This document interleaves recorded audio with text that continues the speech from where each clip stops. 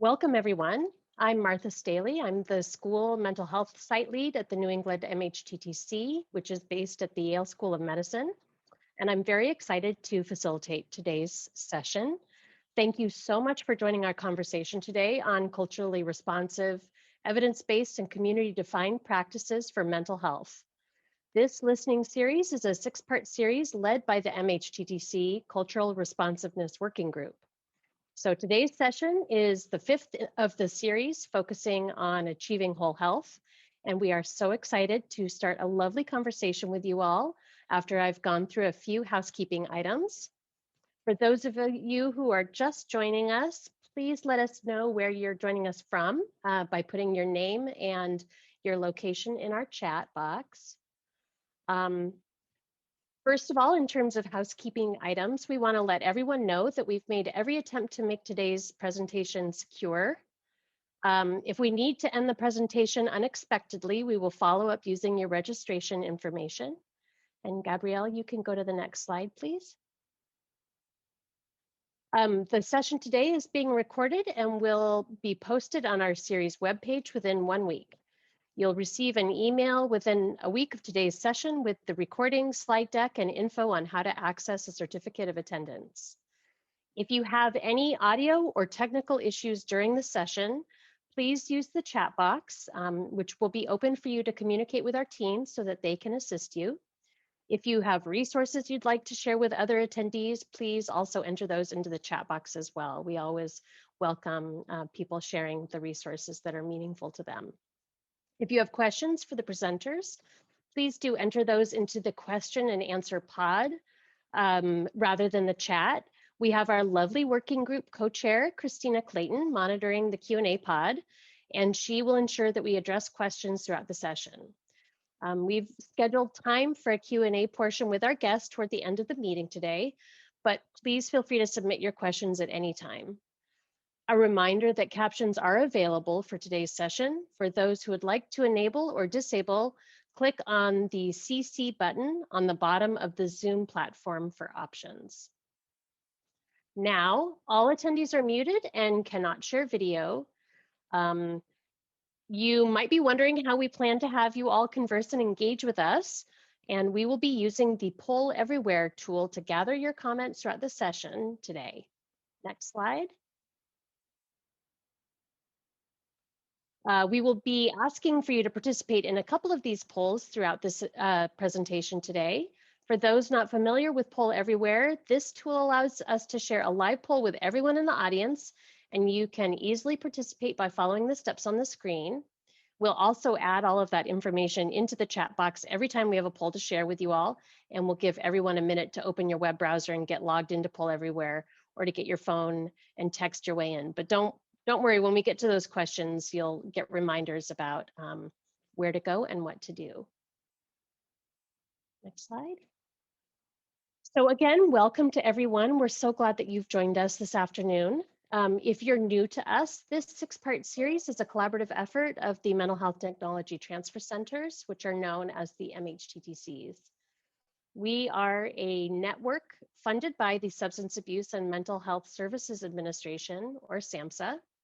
This network includes 10 regional centers, a National American Indian and Alaska Native Center, a National Hispanic and Latino Center, and a network coordinating office. Our collaborative network supports resource development and dissemination, training and technical assistance, and workforce development for the mental health field. Next slide. As I mentioned, there are regional centers across the country. So after today's session, we hope that you'll visit our website and find your own regional center to keep in touch with us for more resources and training opportunities. And everything that we do is all free of cost. So please let us know if you would like to reach out to your regional centers or have any questions about that. Next slide. Here we have a really quick disclaimer. This presentation was prepared by the MHTTC network under a cooperative agreement from the Substance Abuse and Mental Health Services Administration. The opinions expressed in this learning session are the views of our moderator and panelists and do not reflect the official position of the Department of Health and Human Services or SAMHSA. Next slide. As part of receiving SAMHSA funding, we are required to submit data related to the quality of this event. At the end of today's training, we ask that you please take a moment to complete a very brief survey about today's session. All attendees will be automatically redirected to the survey on the internet browser upon exiting the webinar. So please take a couple moments to do that. Next. Hey, thank you for your patience as I went over those reminders and housekeeping items. Let's officially get started. Again, this is session 5 of the 6-part listening series focused on culturally responsive, evidence-based, and community-defined practices for mental health. Next slide. Our network uses and encourages all to use affirming, respectful, and recovery-oriented language in our trainings and events. A reminder that as we engage in conversation today, let's be mindful to use language that is inclusive and accepting of diverse cultures, genders, perspectives, and experiences. And if you're just joining us, please continue to let us know where you're calling from and what your name is in the chat. Next slide. It's important to provide just a little bit of context as to how we got here. This series is being led by the MHTTC Cultural Responsiveness Working Group. This group aims to disseminate culturally appropriate information and provide technical assistance for the mental health field to improve access to culturally responsive mental health services. Our group recognizes the importance of acknowledging and promoting culturally inclusive mental health practices that exist in the mental health field. And that led us to plan and host this 6-part series. For this session, some of our goals are on the screen here. We aim to engage you all in an interactive conversation about culturally inclusive mental health practices, explore strengths and barriers of community-defined practices, and identify ways to increase promotion of EBPs and community-defined practices in technical assistance and trainings offered by the MHTTC network. Here's what we'll be covering in today's session. We'll begin with an overview of achieving whole health in the context of the Asian American and Pacific Islander, or AAPI, population, as well as how the class standards pertain to AWH. After a couple of poll questions, we'll move to the examples and lessons learned during the implementation of AWH. And hopefully we'll have some time at the end for some Q&A with our speakers. So please make sure to write your questions in the Q&A pod on your screen to ensure that we see them. Okay, everyone, we're going to start our first poll. Coming up next, we're going to add the instructions on how to join in the chat box, but it's also up on the screen here. The easiest way to join is to open your browser to the web link there, or if you have your phone readily available, text NWMHTTC to the number 22333. And I'll give everyone another 20 seconds to get in there.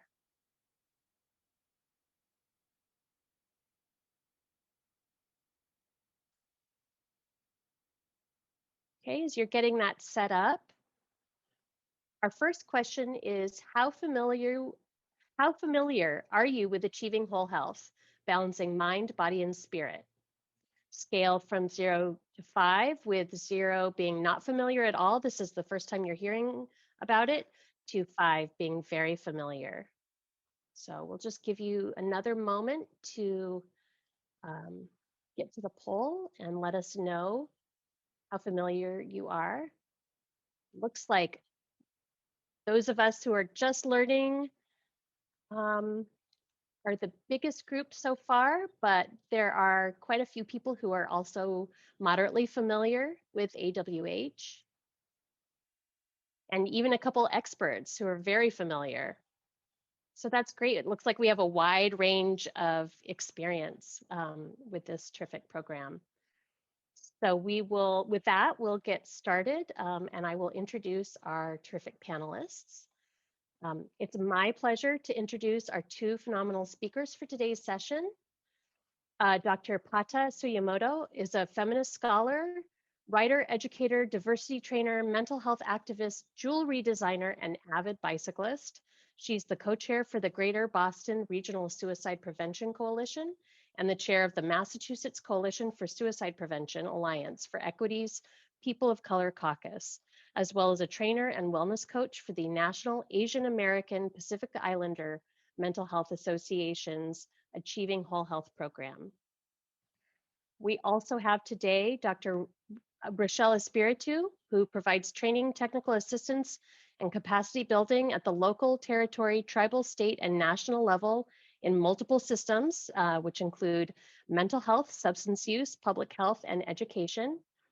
Dr. Espiritu is the co-director of SAMHSA's Pacific Southwest MHTTC, which includes Hawaii, California, Arizona, Nevada, and the Pacific Islands.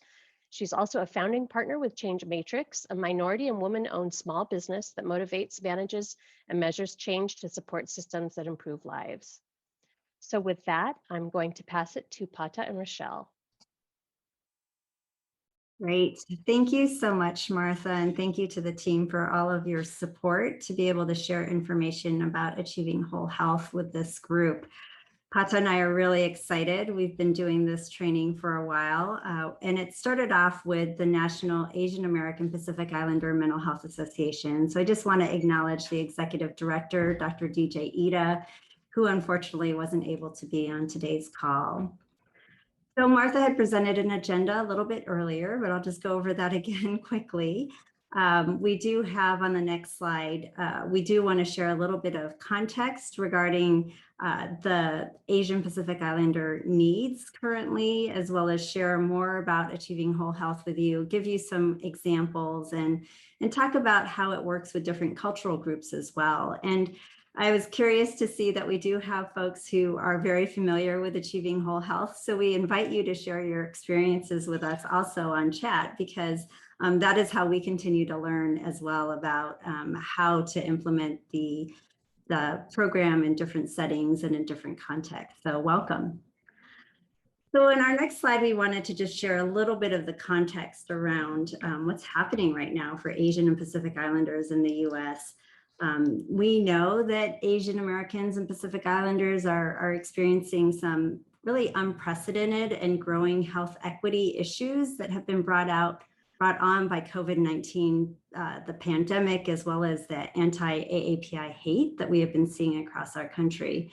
And in fact, just yesterday, the Asian and Pacific Islander American Health Forum published the results of a nationwide COVID-19 survey that focused specifically on diverse Asian American, Native Hawaiian, Pacific Islander communities, with over 1,500 people participating in this study. And you can see some of the things that they found from their survey. So we know that racism targeting Asian Americans is not new in the US history, especially with exclusionary immigration policies that systematically barred immigration from Asia until 1965, the antagonistic US-China relations and the rhetoric that is going on around the virus. It's really exacerbated racism against Asian Americans.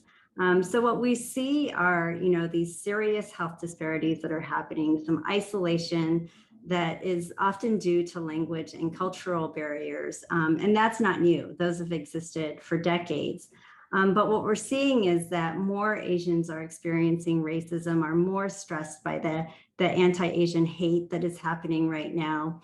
And that they're really, as a result of that, also showing this racial trauma and psychological and emotional harm being caused by that racism.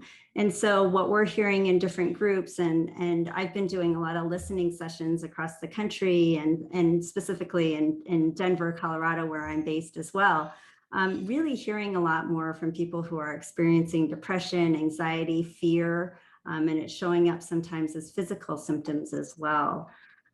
So with that context, wanted to ask you in a poll to hear from you to find out, well, what do you know about what are some of the needs of Asian Americans, Native Hawaiians, or Pacific Islanders in your own community? And just wanted to note that, in some communities, the numbers of Asian Pacific Islanders are really small, so you may not be as familiar, and yet the experiences that they are having as a result of our current context are very real.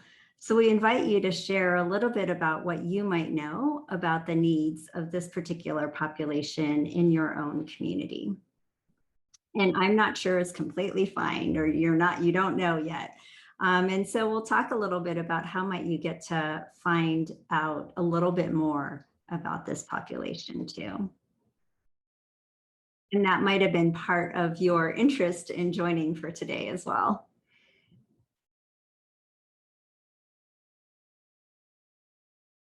So I see that someone indicated in the chat feature that there maybe jobs might be a need, having more therapists available that speak in native language is a need in one community, and an interest in learning more.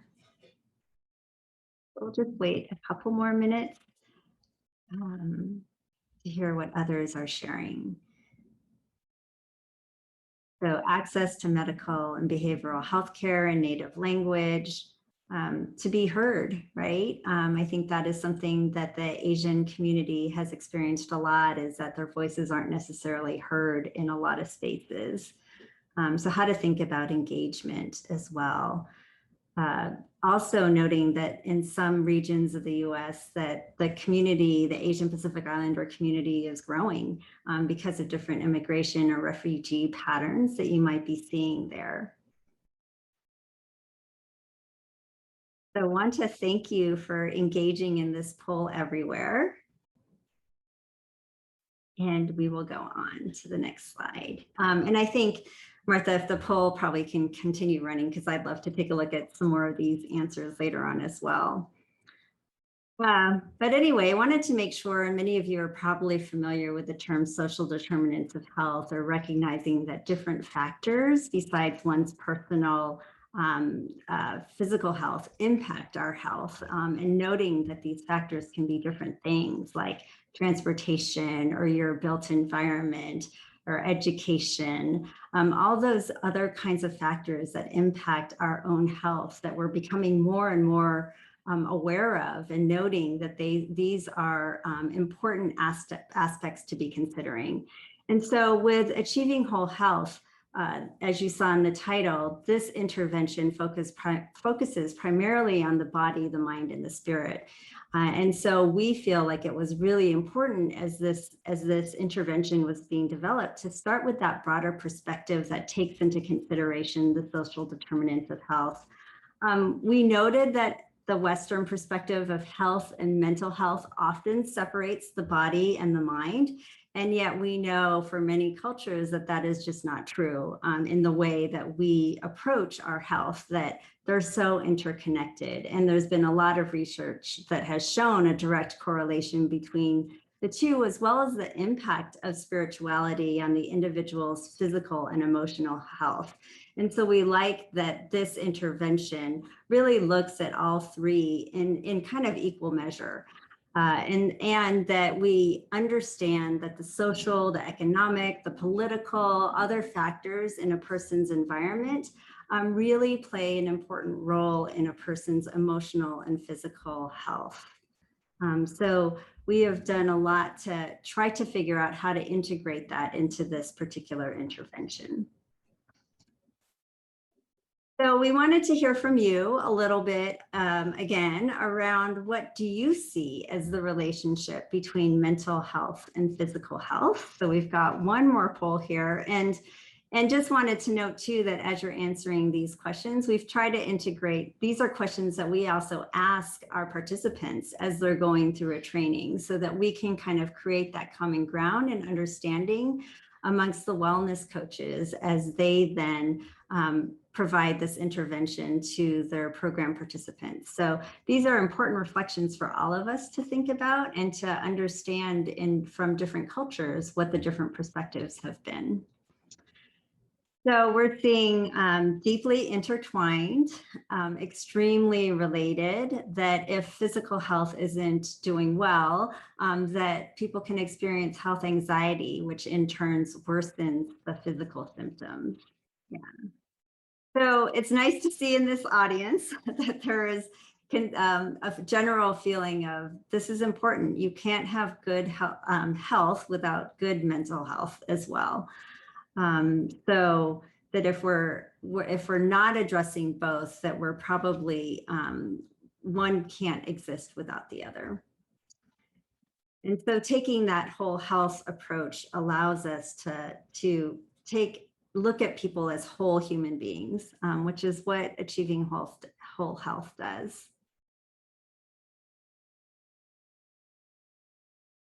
Great. Well, thanks for those continued responses. I appreciate that. We're going to go ahead, and I want to share information with you now about achieving whole health. And you can let that run as well too for a while. So achieving whole health was started about, I want to say 8 or 9 years ago at this point. It's an interactive one-day training that can be really readily incorporated into ongoing services. And what it does is it gives providers and community members the tools and the knowledge and the skills to become what we call wellness coaches. So as wellness coaches, program participants, people who go through the training help the Asian American, Native Hawaiian, Pacific Islander community learn how to make healthy decisions and how to take an active role in their own self-care. And this training is based on SAMHSA's Whole Health Action Management Program, which is a nationally recognized peer specialist whole health training program. And what we did was we brought together a group of stakeholders to engage in a process of reviewing that training and then modifying it and redesigning it for use so that it could be appropriate for use with the AANHPI community. And one of the things that we were grateful for was that we had some initial grant support from the Office of Minority Health and the National Network to Eliminate Disparities in Behavioral Health, or the NED, also has been doing professional development opportunities for almost 11 or 12 years now at this point. And Achieving Whole Health has been one of the community-defined evidence-based programs that has been highlighted through NED-Learn, which is also supported by SAMHSA. And so part of the context behind developing this program was kind of this noting that there's a real lack, and I think this was mentioned in one of the earlier polls, there's a lack of individuals or professionals who have the language, the cultural kind of whole health perspective to address the health and mental health needs of our communities. And so this program was really designed to train community members also. So there's no need to have a credential. We actually really focused initially on training peers. So community members, peers, therapists, so to become wellness coaches in Achieving Whole Health. And so what that has done is allowed us to increase the number of individuals who can help improve the outcomes in this community. And it gives voice to community members to ensure that the traditional values, our customs, our beliefs and practices are incorporated into our understanding of what it takes to provide quality care. So it's NAPIMA's belief, or when NAPIMA was kind of developing this curricula, it's the belief that the community can really heal itself if given the proper support, the resources, and the encouragement to do so.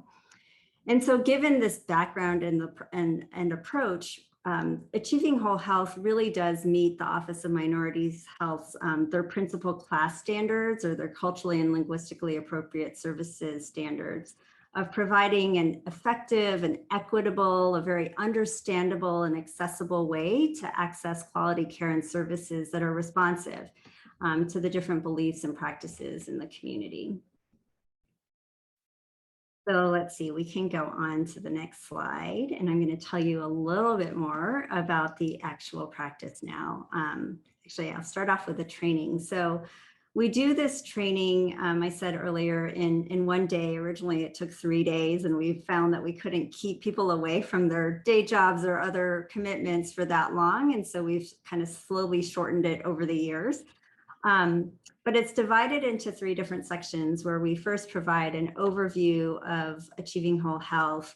We talk about these 3 life domains and the 10 life elements. And then we support people to go through creating a person-centered whole health goal. And so in each of these elements, you can see we've got 3 life domains of the body, the mind, and the spirit. And we've got 10 life elements that are under those domains. And ideally, these exist in balance with each other to promote a healthier lifestyle using a whole health approach. And so as we go through the training, participants can choose one or more areas of concern or focus, but eventually by the end of the training, you choose one goal to develop around one of those 10 life elements. And so the neat thing about going through this training is that you kind of experience it as a participant would also later. So it's very experiential. And then the other thing that we want to note is that research shows that it takes about 8 weeks to effectively change behavior. And so this program runs about 11 weeks long. So usually what we do is in the first 3 weeks, the wellness coaches will cover an overview, they'll review some of the life elements, and then in week 3, go over the next 3 things, which we'll see in the next slide, if you can forward. And in reaching, once you get to identify what your goal is, well, we actually help wellness coaches think through a goal that meets impact criteria, and we'll talk about that a little bit later.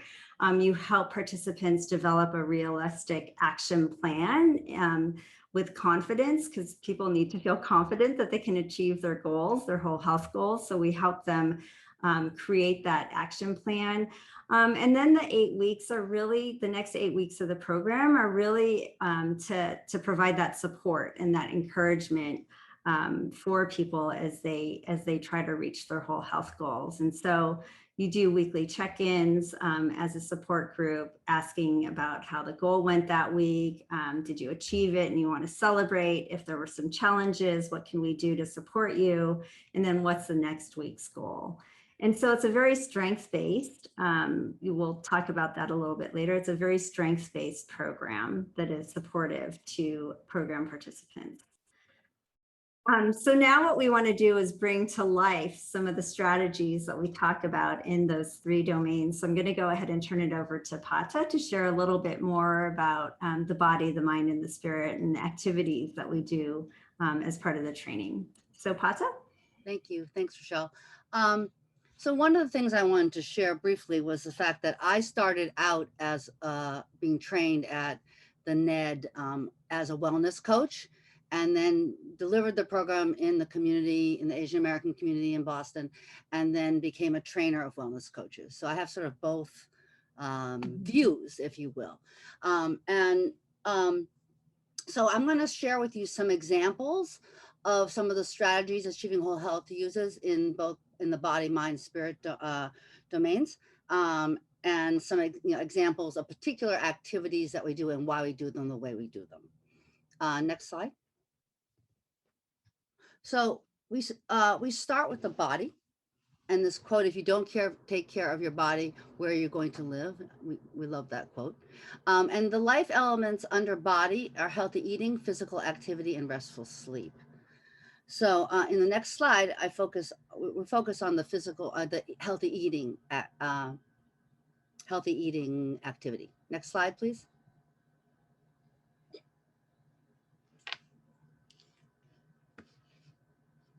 Next slide. Oh, there should be one. I think you went forward. 2. Yeah, there should be one. No, there's not. All right. Well, since the slides doesn't seem to be there, just put it back to the healthy eating. Then go back one, please. Thank you. No. Yeah, body. So for body, one of the activities you do is on healthy eating. And for that activity, we have a number of images of foods. And we try to make sure that those foods represent the foods that community actually eats. And it varies community to community. We try to be mindful, and some things are sort of cut across the board. Things like sugar or salt, or we'll have images of vegetables and noodles, maybe pad thai, or some kind of bao, or so different kinds of Asian foods, as well as what might be typically American foods, so a combination of things that people might eat. And then we ask them to put them in categories of healthy, unhealthy, or not sure. Now, the point of this exercise is not to have them determine, is this healthy or unhealthy? In some ways, the point is to actually have the conversation of critical thinking. Like, well, this is healthy sometimes. Like if you make, like for instance, if you make the noodles without as much oil, it's more healthy than if you do. So we have this whole conversation about healthy choices and how to make healthy food. But we start out with these sort of categories of healthy, unhealthy, and unsure. And I think the whole program is really about trying to make better choices and healthy choices.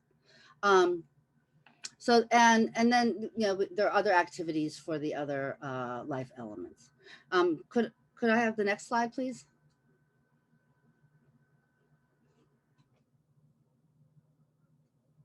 Thank you. So the next domain is mind. A healthy outside starts from the inside. Set your mind first and the body will follow. And under this, the life elements are relaxation, optimism and hope, and positive attitude. And so for the positive attitude, we have a exercise, and I don't think it's in here. Is it? Could you go advance the slide one more time? I just want to see if oh, good, it is. Yay. So in positive attitude, we have an exercise called catch it, check it, change it. And I invite you to try to say that 10 times fast. Anyway, so catch it, check it, change it. It's really based on CBT, cognitive behavioral therapy in a lot of ways. But we don't introduce it like that to our participants because it's, it's about catching our negative self-talk and then trying to transform that thought to something more realistic and more positive. And, as a person who has a history of my own depression, this activity, when I first was introduced to it, was very powerful. So you can see, like, first, the little blue bubble is a negative thought that you catch. I can't do it. I'm not going to be very good. And then you consider the action and consequence of that thinking. Like I'll never learn if I don't try. So you begin to change the thought by thinking about, well, what are the consequences of my negative thought? And then you think about how to change it to something that's more realistic and that allows participants to see negative thoughts can undermine things like self-esteem and confidence, and then change that thought to something like, this is important to me, so I'm going to try even if I'm not very good at this time. So this is, I think, a very powerful activity that gets people to think about their mental health and how their own negative thinking can undermine their mental health. Next slide. And the final domain is spirit. Just as a candle cannot burn without fire, we cannot live without a spiritual life, and that's Buddha. So again, in the life elements, we have spiritual beliefs and practices. And when we talk about spiritual beliefs, we talk about it very largely. It's not just religious practices. It's not just, specific, activities that relate to traditional religions. A lot of times people will talk about nature, or they'll talk about things like spending time with family. And those can all be spiritual beliefs and practices. And supportive relationships, service to others, and a sense of meaning and purpose. And so we're going to look at the exercise specifically for supportive relationships. Can I see the next slide? Good. So in this exercise, we ask participants to map out their relationships, looking at the inner circle, friendship circle, neighbors and group connection circle, and acquaintances.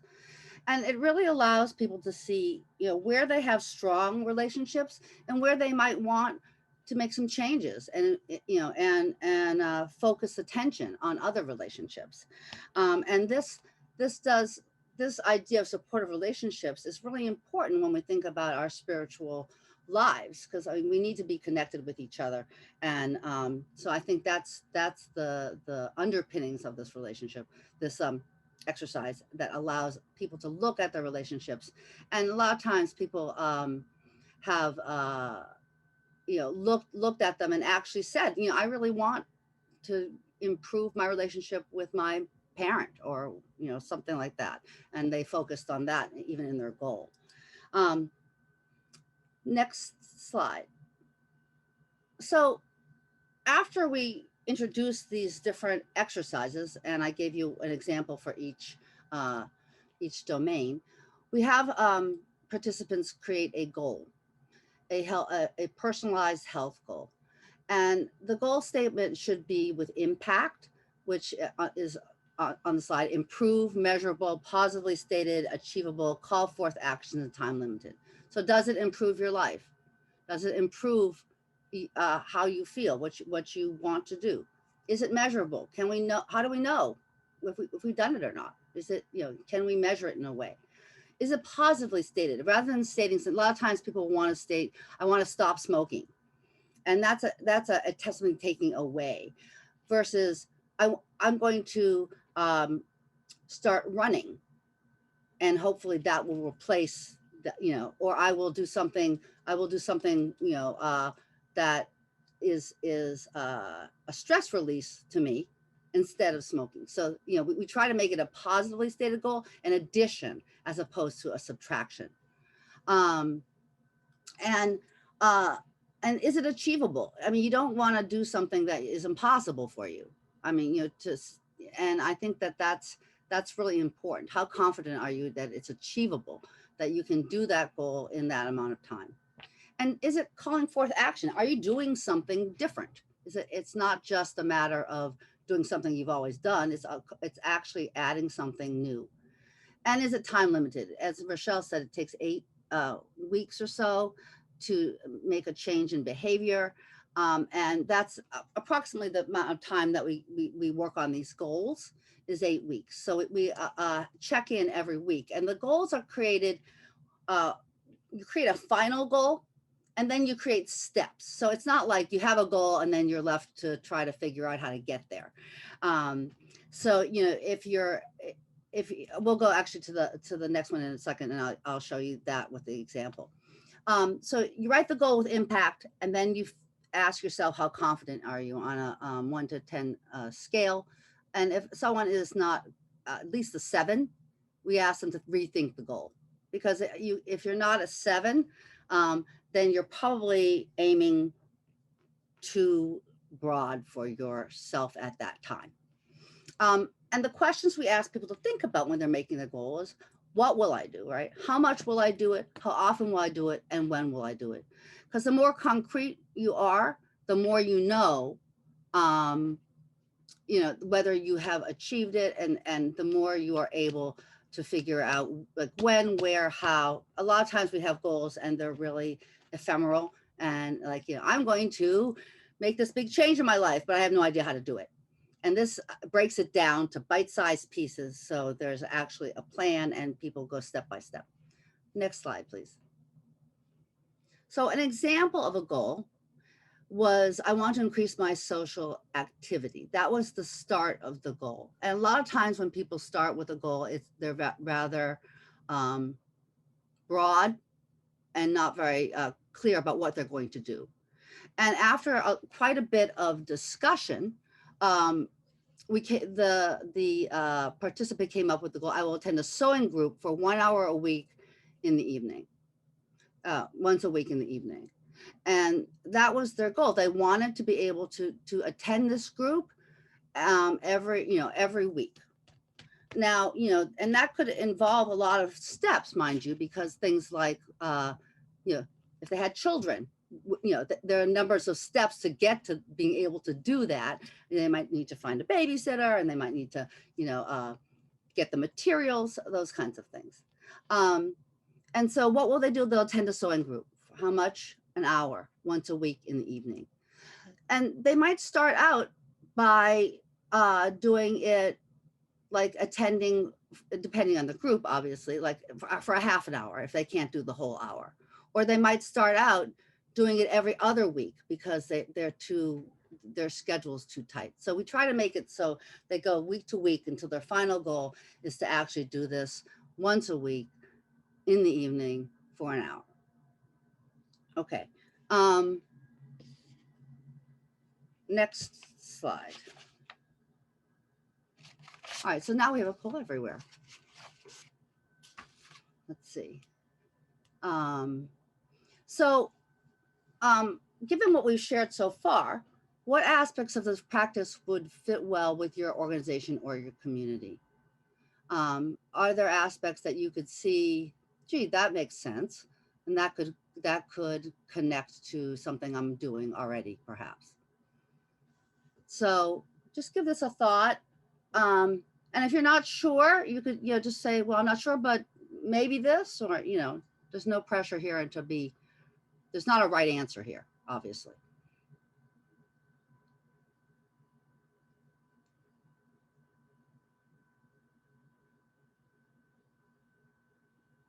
Cool. So I see that some people are talking about the activity of supportive relationships. That might be helpful. Simplifying the goal to make it achievable. Yes. Writing impact goals with clients in supported employment program. Yes. In fact, I take this impact goal thing everywhere I go. I'm part of a women's group. I'm like, let's do this impact goal. So, support circle exercise, how we determine the level of support a patient has. Yeah, catch it, check it, change it. Like the idea of impact. And I think this would fit with our nurse care management program. Very interesting. A lot of coaching type programming with patients, goal setting. Great. Thank you very much for all those ideas. I guess we can let this poll run and see what happens with more of it. Yeah, actually, this is an interesting one that many people in the community would love this, and our staff too. And in fact, working as with the NED, there have been a number, particularly this COVID year, there have been a number of organizations that first used the program with their staff because they felt like their staff was so stretched and overwhelmed that it made sense to start with staff even, and then bring it to their clients. So I think it's an important, to think about this for ourselves and for staff in an organization as well. So yeah, Pata, can I just share something really sure. quick too? I mean, I think one of the things that we really aimed for as we were developing this program was that it would be really accessible to everybody. And what I think what you hopefully saw in just the 3 activities that Pata shared is that they're really easy to conduct. I mean, they're self-reflective. Unfortunately, you couldn't see the screen of the healthy foods ones, but it's very interactive. We have people getting up and putting pictures into different columns, but it's very low tech too. So we never used slides. We didn't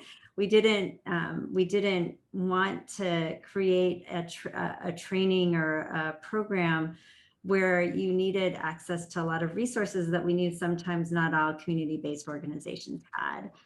So the activities were really designed in a way that you could bring in some creativity and use supplies or resources that are really accessible to community-based organizations. Yeah, and I think related to that is whenever even when we had to in COVID had to go virtual, and we were very concerned about that. Like, how do you take a program that really is about being accessible and move it to a computer environment? And one of the choices we made was to use Google Slides, which personally I find very cumbersome and annoying. But we used it for a number of reasons, because everyone could have access to it if they had a computer and internet, right? And so we really tried, rather than a PowerPoint or another platform that would require people to have more technology budget or resources. So I think I think I was proud of us to be successful in that too, trying to create a virtual environment that was still interactive, that still allowed people to participate. Mhm. Let's see if there's other Great. things. Yeah, great. Okay, next slide. So we've used Achieving Whole Health in many groups, and one of the specific we've used it specifically with specific Asian groups. We had a Korean group from Korea that we worked with, that and it was very interesting, at least for me as an Asian American, very much that combo, to work with a Korean group and learn about and see how this program fit their needs, and also what they had, certain kind of Korean cultural pieces, the foods, the thing, the kinds of perspectives that were shared for that specific culture. We've also had groups done in native language. There was a Japanese group in Boston. Actually, there's one going to be starting up for Japanese participants who speak Japanese. And there was a Korean American group, that a specifically Korean American group, that was done recently in Boston as well. And the presenters were Korean American too, so it really was an affinity group. And I mean, and you don't obviously need to have that level of specificity. We certainly have Pan-Asian groups as well. But sometimes that level of cultural awareness can be really powerful as well. And I liked the fact personally, as a trainer and as a participant, that it can go many different ways, right? I mean, you can put it in many different groups, and it's broad enough that it does have relevance. In the Boston area, Asian Women for Health, which is an organization I volunteer for, also worked with women and teens and adapted the curriculum specifically for women and teen girls. And I must say it was very encouraging, because I worked with two groups of teen girls, and they were so excited about this. I must say, I was kind of personally, I was a little surprised, because sometimes my experience, having been a high school teacher, is that teens are not always into sort of the learning about their health and that kind of thing. But this group of girls was very interested in that, and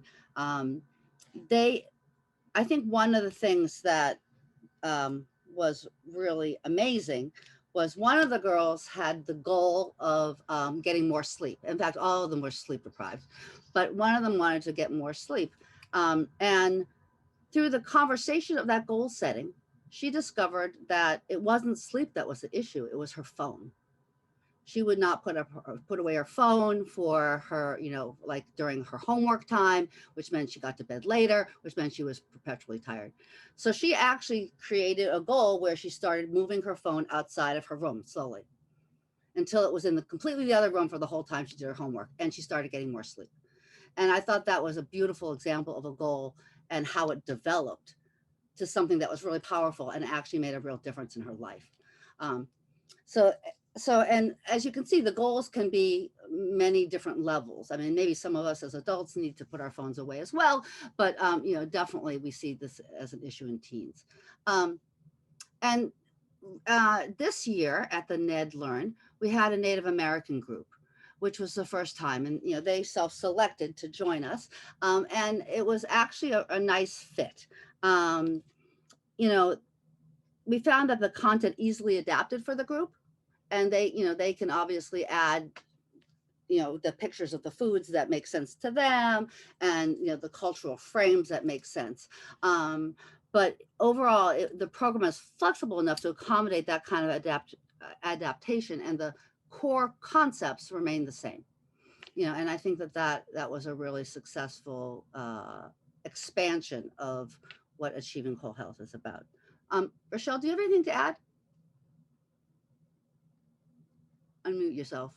There you go. Sorry, yeah. I was just noting in the chat that there was a lot of interest too, and probably as a follow-up to a comment that you shared, Pata, around sometimes agencies providing this training first for their staff and their employees. And I will say that a couple of the organizations that we worked with early on, one example is in Seattle, the Asian American Human Services organization out there decided to become kind of a whole health agency.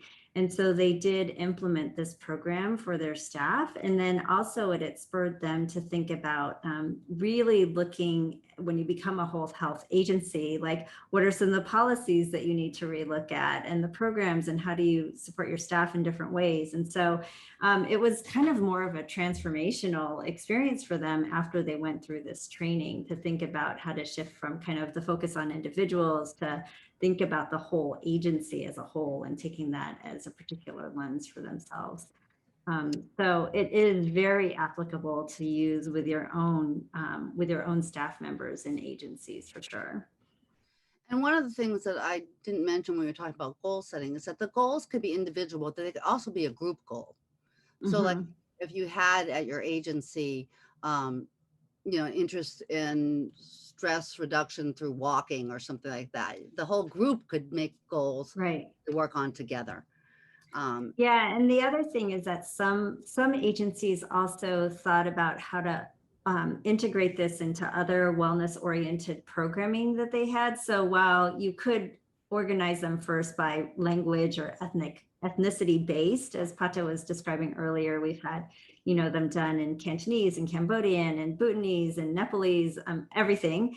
But some organizations have also done them as kind of activity based. So integrating them into maybe something that they have going on around a walking group or a Tai Chi group or a gardening group. Actually, it's been done quite a few times in conjunction with a gardening group.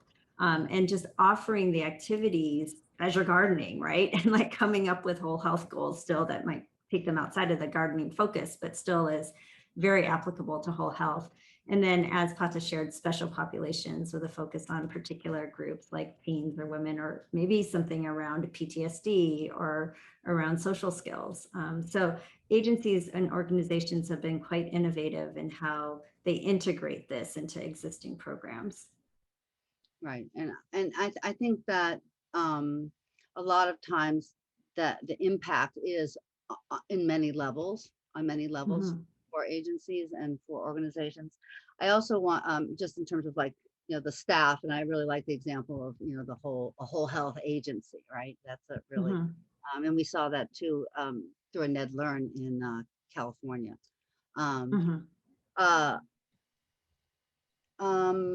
Let's see, I had a thought and now it's gone. Well, so let's go to the next slide and talk about lessons learned, and then engage some of the questions. Rochelle? Yeah, so we kind of started going into this a little bit about what some of the organizations have learned as they've been trained on achieving whole health and as they've implemented it. And so that first item there is what I was referencing earlier, that the program is so flexible, I think, that it really does allow organizations and agencies to think creatively about how to potentially integrate it into their existing programming. One thing that we did find from some organizations too was that sometimes making the shift, many organizations and agencies are focused more on the treatment end of illness. And so starting to think about how do you take this more kind of whole health approach to strive for wellness for your agency. Sometimes it can take a little bit of a shift because we have such a focus on illness and treating illness. And so how do you kind of make that change? Engaging leadership in that process is really important for organizations to ensure that they've got leadership support for this, because one of the things that I'll add is that funding, as with many programs, can be challenging to figure out, like, how do you sustain this type of a program that's focused on wellness, which isn't often covered by different funding streams to support it for sustainability. So that is definitely one of the challenges that we've heard, and we've kind of seen different organizations take different approaches, whether it's through grants, pursuing grants, or one agency in California reached out to their county and was able to develop a relationship with their county to provide this service, and so have really kind of created a nice streamline for that as well. Some also have focused on, we talked a little bit earlier about this program being offered in multiple and different languages. But so depending on the program, the participants in your community, kind of thinking about whether or not you want to provide space by language, or if you're going to have Pan Asian American, as Pato was sharing, it can raise up some challenges around language. And yet I will share that, the organizations that we've worked with have been really creative, and many of them have brought in translated materials. And so we're looking at trying to figure out ways to support that and make it more accessible to other communities, so you're not reinventing the wheel around, translation of some of these resources that we have. Pato, what would you share? Yeah, I want to share, we've had a couple of different types of organizations too, which I think is interesting. The CBOs, the community-based organizations, a lot of times they can take the materials and put them into existing programs, and sometimes they'll start a whole Achieving Whole Health program, but a lot of times they're already existing programs that they can put parts of it under, or incorporate.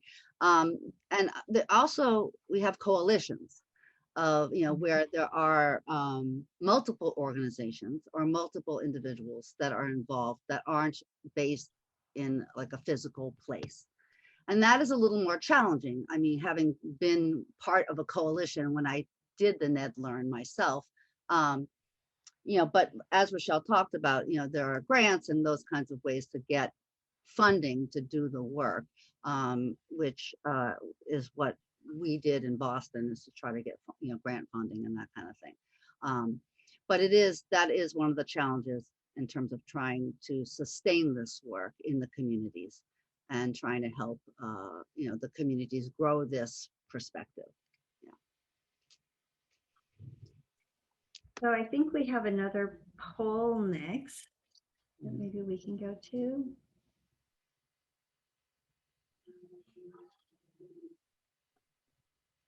So given the lessons that we've learned along the way, and there are many, would be curious to hear from you around what it might take for you to implement this practice in your work, recognizing that you don't know everything yet about the full program, but we'd be curious to hear a little bit about what you might need in order to implement. One of the other things as you're answering, one of the other things I forgot to mention too, is that we heard from some people, and this isn't as relevant during times of COVID, but space was an issue for several organizations around like where to host, and you're having group meetings, and the training does require a bit of space, because we have what we call a sticky wall that we put up on a large flat wall with nothing hopefully behind it to do some of the interactive activities. So that ended up being a challenge for some places, in finding where to find the space to do the program. So yes, that leadership piece is super important, seeing that in the poll everywhere. And actually, as part of NedLearn, which I encourage people to take a look at the NED website. It's just www.nned.net. It's, we always ask for community organizations who are applying to get this, applying to be part of the training, to show that they have leadership support, because this is a creative and different program that does require some thinking around how do you fit this within your kind of current constellation of services that are happening. And I think that there is so much need right now. So kind of sharing a little bit more about what the current context is for Asian Americans, even if it's a super small percentage in your community, the needs are so high that sense of urgency, I think, is really important to share as well. Mhm. So also seeing that, oh, I like this comment around sharing impact goals with leadership to help activate change in employment, so employee support and motivating clients to see their own whole health. I see so many in this particular intervention, a lot of intersection with motivational interviewing and kind of like, how do we create very strength-based approaches and really help program participants see that they have that inner strength and opportunity to create change for themselves.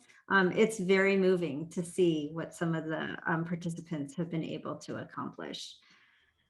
So training on curricula and finding time to train staff and implement this work. Yes, and as I said earlier, it used to be a 3-day training and we really got it down to really focus on the key elements. And we've found that implementation has still been super successful. People still feel, wellness coaches still feel prepared when they go out. And what we like about the Ned Learn model is that there's coaching provided afterwards too, to help support wellness coaches as they're, first outreaching to find out who might their audience be and what do you need to do to bring together a group, and then how to be a good wellness coach, kind of like what are some of the things and that you need to anticipate, or what are some of those challenging situations to navigate. And so we do provide that kind of coaching support afterwards after people have gotten trained.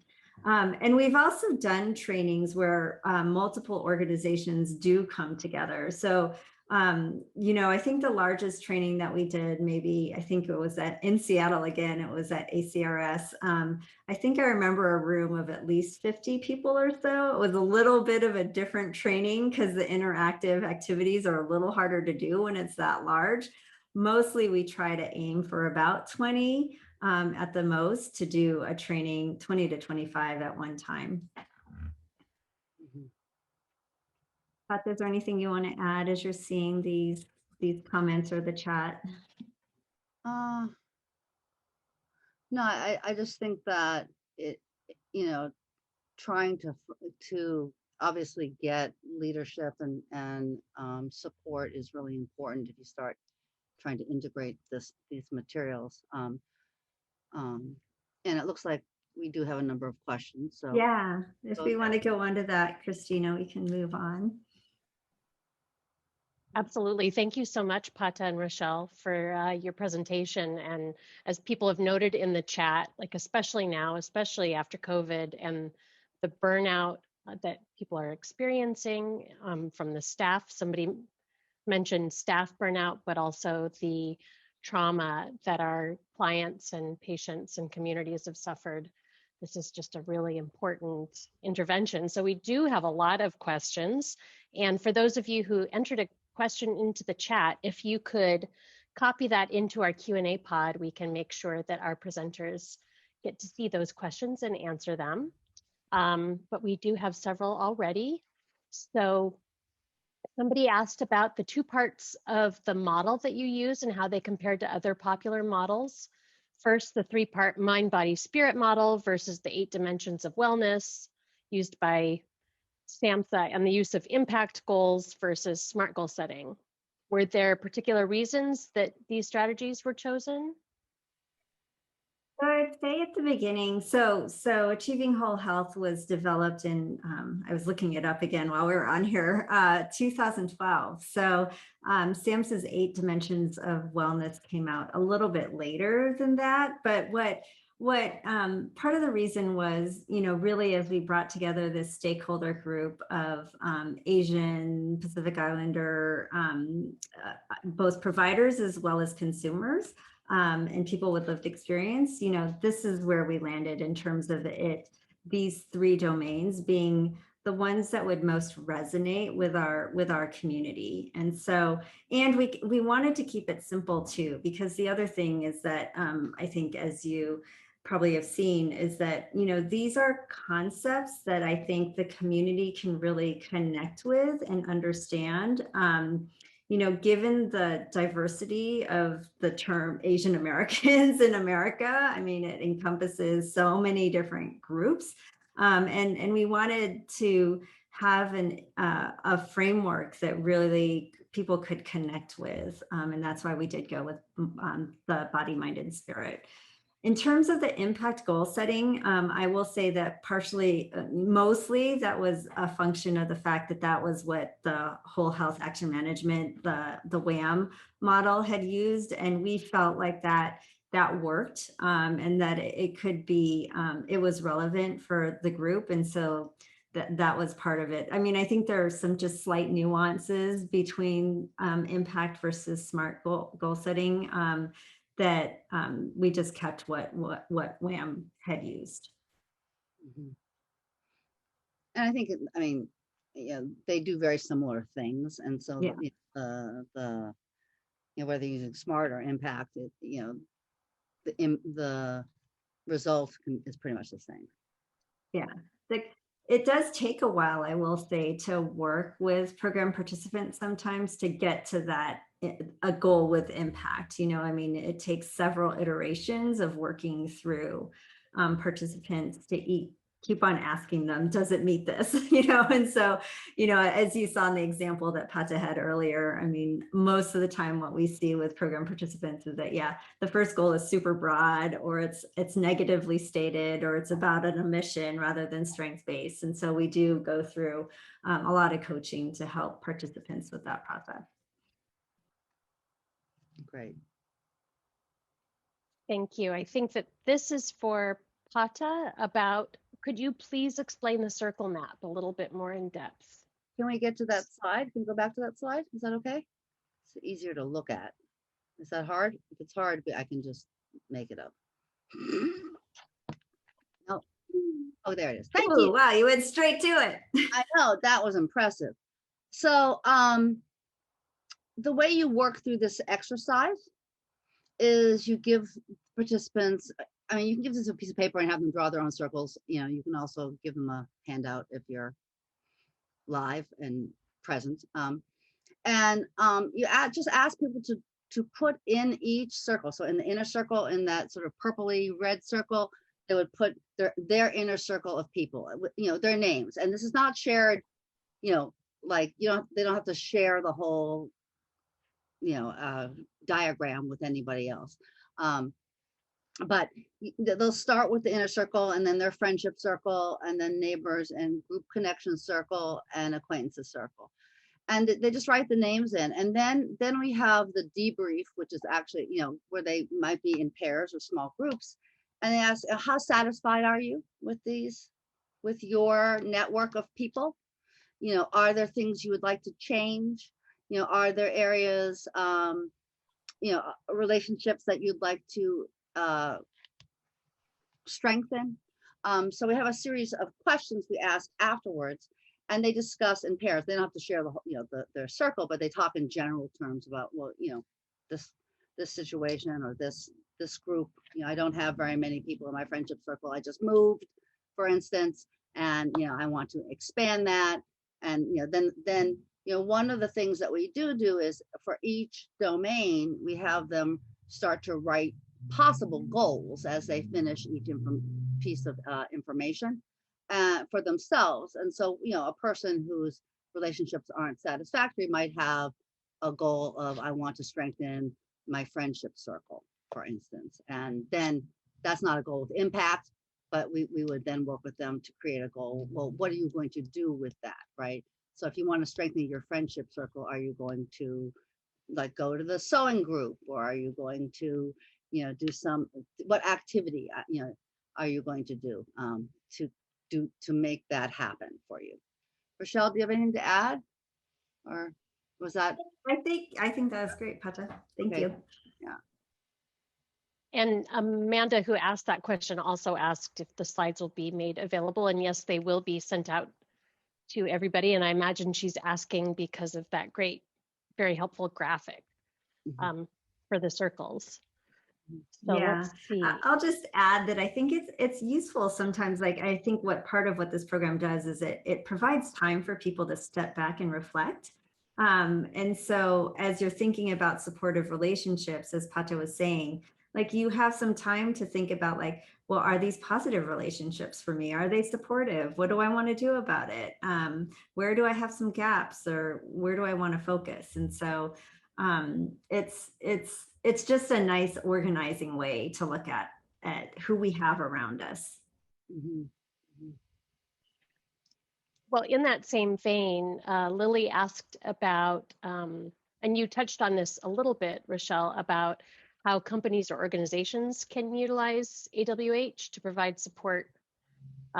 She's asking specifically for employees. Are there trainings for the employees? And she mentions that because burnout is so high, how can we use these trainings to provide support care their staff need? Yeah, I think achieving whole health is such a great, useful opportunity to use in organizations because it is so accessible too. And so we're starting to do some work with organizations that are wanting it for their staff and employees first.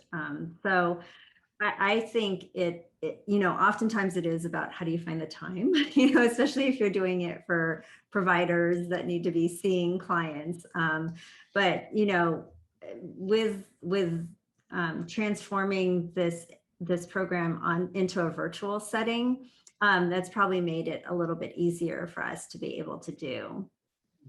So would encourage you to check out the NAPIMA website or reach out to Pata or I, and happy to have a conversation with you around how that could look. And although I personally, I think there's real power in having a cultural specific, like, have the, group that I also understand that that's not always possible too in an organization. So, a lot of these concepts do resonate with just about everybody. So, and it was also, I mean, developed with AAPI populations in mind, and I think that's a strength of it. At the same time, I do think that it's relatable across the board. Well, and as Rochelle said, just having a moment to step back and think about these things in a deeper way is so helpful. But Susan asks about how you incorporate these practices within areas where the AAPI population might be smaller, or where you might have less expertise in that population on your staff. I mean, I think a couple things. One is, you can open it up to a larger group. The other thing is, with it being virtual, you can also expand. If it's like in the city, if there's more in the city and you're a little bit more outside of the city, more rural, maybe you would combine, with another organization or something that has more APIs and do it, in a virtual setting. Rochelle, do you have other thoughts on that? That's where I was going to go to, Pata. I mean, I've done some listening sessions recently with COVID and with the rise in the anti-Asian attacks, where a group of organizations have come together to ask for a facilitated listening session or action session to provide some support and space for AAPI providers to just share and to get support collectively from each other. And I'll just share that on those listening sessions, there have been several providers who have shared, well, I'm the only one in my agency, or, I do feel so isolated and alone because nobody else is understanding how I'm experiencing all of this current context here. And so having that space for them with other like the connection is being an AAPI provider, like that has been really strong. So it doesn't have to be necessarily geographically based, but sometimes it is just around like, how do you identify and where can you find those kinds of connections? Yeah, and it partially depends on the population group, right? I mean, AAP providers, is different than elders in the community.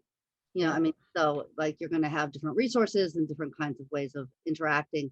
So thinking about what makes sense in relation to what specific population you're actually looking at. Right. So. Rachel asks, I think this is sort of related to what you are saying. I appreciate that training for staff who implement the program is only one day and very low tech to keep it accessible. Is additional coaching, retraining, debriefing built in later on to help staff address issues that arise as they implement the program? Or are they on their own after that? Actually, I want to say a couple of things. One is that yes, the training can be done in a day, but it isn't always done in a day. Yeah. In Boston, I think we took 2 days to do it because we felt like we wanted to make sure that the participants were had a full experience of the program. So because so depending on how much time you have, there is some flexibility there, and certainly, as Rochelle says, like sometimes you only have a day, and so it is definitely being able to be done in that day. I also think that that yes, there is follow-up, there's coaching, within the actual program, there's discussion on how to be a good wellness coach and what kinds of things. And recently at the Ned Learn, we've divided it. So the first part of it is the actual information and sharing exercises and creating goals for the participants in the training. And the second half is them doing it. Actually, they actually practice. Each of the teams get exercises that they're responsible for doing, and that has been a very helpful model. I mean, coming from education myself, where you have teaching and student teaching, it was sort of that model. The idea that getting their feet wet and getting a sense of what it meant to be a wellness coach, what might come up. And you always have in a community group, you always have a range of people who are comfortable with presenting or not presenting. So this gives people a chance to do that in a safe space, which I think also is really helpful. And then there are individual meetings, like in Ned Learn, we'll have maybe 4 different organizations, and then we'll have individual meetings with each organization to talk about implementation and the challenges they're having, because each group, each situation is different. So we do provide that. Yeah. We also, Patsa mentioned earlier that we did training for a group in Korea, and the way that we set up that one was was it 3-hour blocks, Pata? Yeah. We did a series of 3-hour blocks where it was like our late evening and their early morning. But with the transforming or modifying the curricula so that it could be provided online. That we also wanted to recognize that people have no capacity to stay on a Zoom more than a certain number of hours. And so we did split it up so that it could be done over a series rather than in one day or a day and a half. Ned Learn is a day and a half, right, Pata? It ends up being about that much, like 12 to 16 hours. Yeah. And I mean, the Ned Learn is nice because it allows the opportunity, particularly when you're in person, right? Because you have the connections during lunch or, the conversations that happen at these other times. And I think that's really interesting as well. Mm-hmm. And sometimes it's very powerful to have a number of organizations come together and share across organization too. That's one of the strengths of the Ned Learn as well, is that, you have 4 or 5 cohorts from different places in the country, different contexts, and then they come together during these sort of support meetings, after the training, and they share across agency, which is actually very powerful as well. Yeah. Thank you so much, both of you. It looks like we have a couple of extra minutes, so if anybody else has questions, please do put them in the Q&A pod. But I did see somebody mention earlier in the chat asking about sort of how you would think about achieving whole health in the context of recovery in mental health. And I wonder if you could talk a little bit about using this with people who are working on their mental health recoveries in the AAPI population. Katha, do you want to take that Sure, first? I'll start. I think that it's a really powerful tool for people who are struggling with their mental health, because first, it's not embedded in a medical model. It's a community model. And I think that that is very helpful. It's also the case that I just want to say this as a side note, that whenever we do this, mental health challenges might come up, whether you're working with a population who has them or not. And that we always try to make sure that whoever is leading the groups has a connection, a way to refer if something comes up beyond the scope of a wellness coach. And we make it very clear that this is not therapy, it's a wellness program. And that, you know, you don't have to be a PhD psychologist to actually do it, to run it. But I also feel like it allows kind of support in a different way, because it allows people to bring their whole selves, and it addresses their whole self. And a lot of times in Western medicine, mental health is very isolated and compartmentalized. This is not. And I think that that really helps people. It certainly helped me, with my own mental health journey, in terms of really being able to think about, well, how do these things integrate? And they do. And a lot of times I think we're so focused on the therapy, or the the sort of different kinds of perspectives, that we lose track of the fact that, gee, if you eat better, perhaps you'll feel better too. I mean, there's this, or if you are paying attention to your spiritual practice, that has a connection to how you're going to feel mentally. I will say, Pata, that I find that the domain of spirituality is the one that is often most surprising for people, to have the space to focus on that aspect of themselves. It's so rare in kind of group settings and even in professional settings, that having time to explore that and recognize the intersectionality of all three domains it's powerful and important for us to provide that for ourselves. And sometimes just having a group, I mean, if you actually do it in person or even online, but in person, where you have an actual group, that kind of support, and I've seen this in the groups that have been done in Boston, is really important. And it often goes beyond whole health. Like after, these groups will meet afterwards, after the program has ended, they'll continue to meet. And and with the teen groups, I had two groups of teens, and I did the two groups in one location, and some of the teens wanted to repeat it. I thought that was really powerful. I was like, you want to do it again? Really? But they did. And part of the power of that was not only what we were talking about, but the fact that we were in a group of, young women, Asian American young women, with the two leaders were older Asian American women. And, they felt a real benefit of that as well. That is a wonderful way to end your presentation today and our time together during this session, except that I will just ask you to say very briefly how people can get started with this. You mentioned NedLearn, but is there a place that people can go to get started on this?